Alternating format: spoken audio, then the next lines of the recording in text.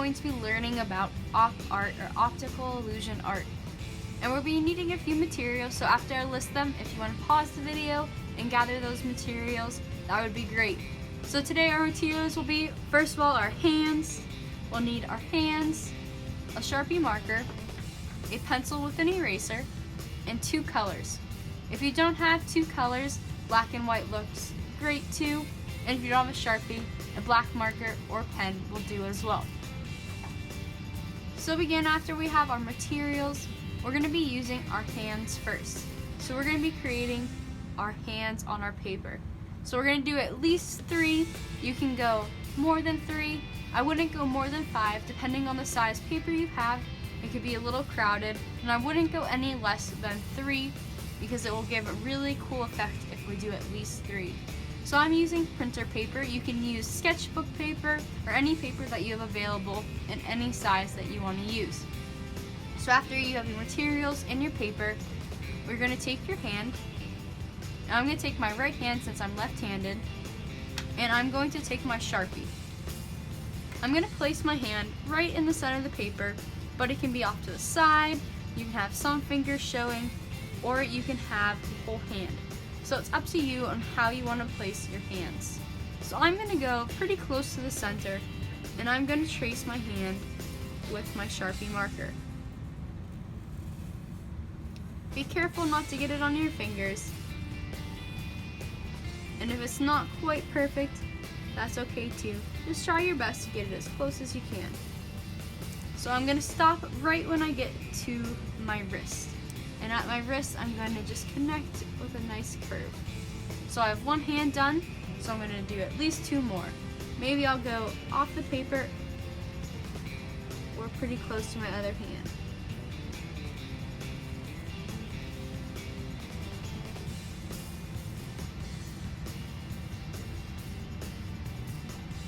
And then one more. And if you overlap your hands, as I have here, just make sure that when you get to that line, you pick up your pen or your marker right when you get to that line. That way you don't draw right through it. You want to just go where the lines don't. So it looks like one finger is above the other, giving that overlapping effect.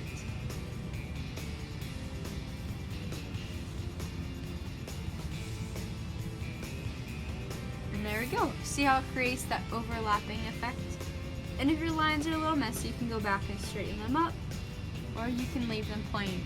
So once you have your hands drawn, we are going to start with making the illusion with our hands. So I recommend when working with our hands, because our fingers create different illusion patterns. And we want them to be as close as they can so we get the same color as we start with the fingers. So I recommend starting with the palm or the base of the hand. So I wouldn't start with your fingers, I would start at that base of your hand. And what you're going to do is you're going to create little arcs. So as you can see, I made a little arc above, and I'm just going to keep making those lines following that pattern. And I'm going to do this all the way up to the top.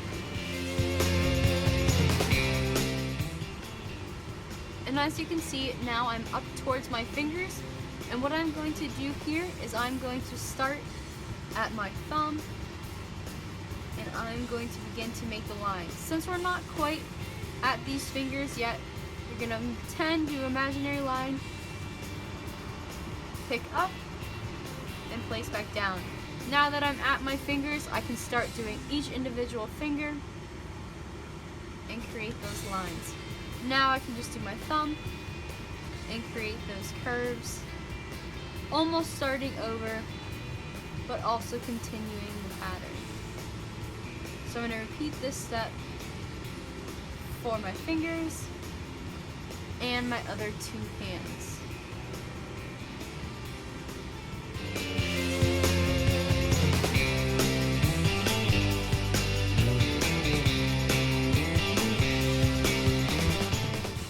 So once you have your hands drawn with the lines added, and keep in mind, the more lines and the more curve you have, the more illusion it will get. If we do straight across lines, really spread out, we won't get that illusion and the optical illusion that we're looking for.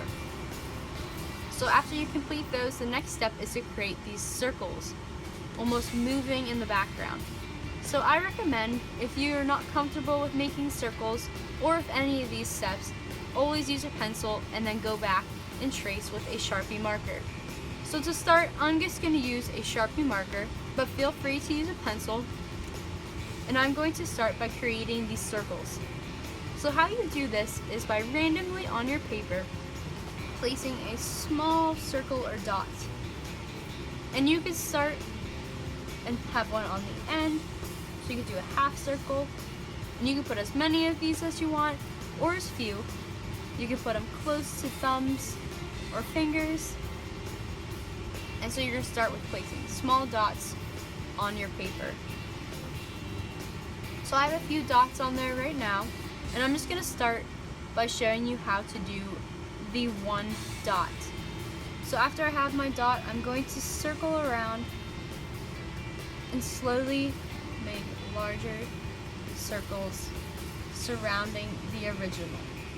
Again, if I get close to the edge of my paper or a hand, I'm going to pick up and just pretend that I'm drawing it, but doing it in the air. So I'm not making any mark on my paper.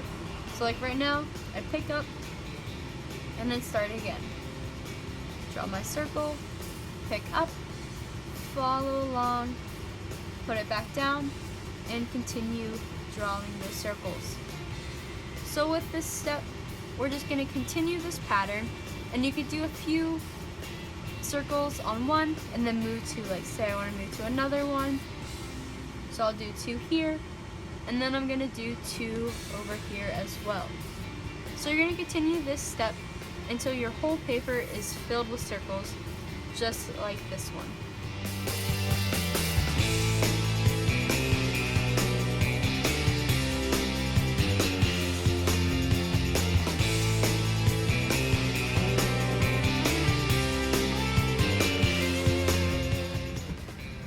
Now that you have all your lines, all your circles, and your hands finished, if you want to from here, you can start to color with your 2 colors. So I chose yellow and blue, and what I would do is use one color for the hands and one color for the background.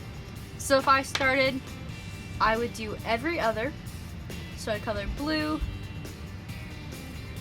skip 1, color blue, skip 1, color blue again, skip 1, color blue.